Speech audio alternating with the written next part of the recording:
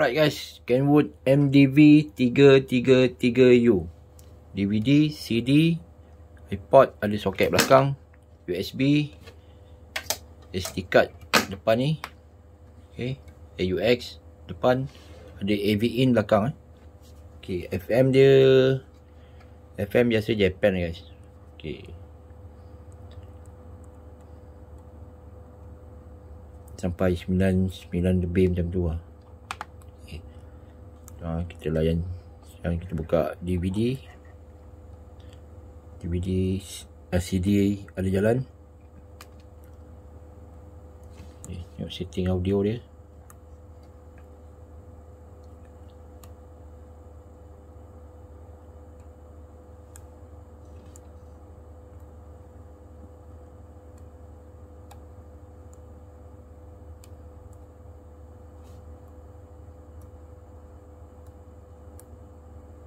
Ni bahasa Japan Kalau tak pandai Japan boleh pakai ni lah, Google Translate lah.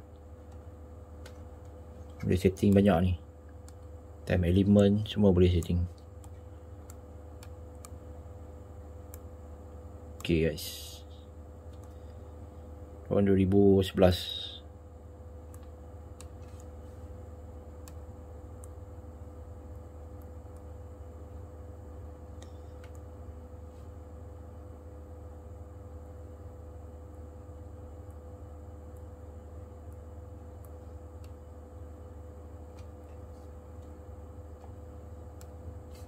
Okay.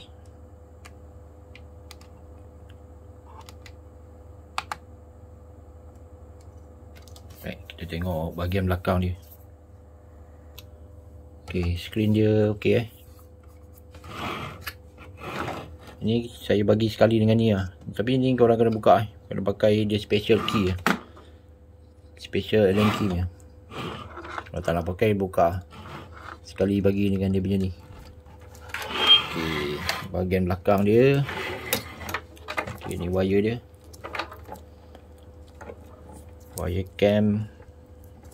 cam. Ini AV in 3. Video output.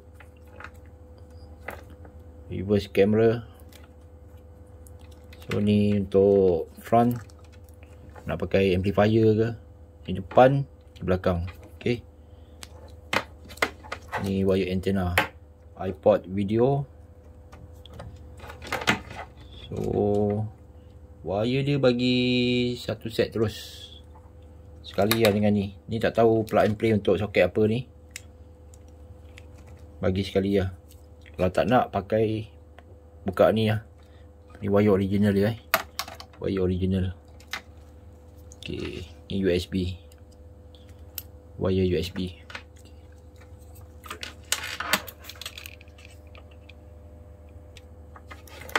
Alright guys, Kenwood MDV 333U 7 inci double din. Anda mencari boleh Roger.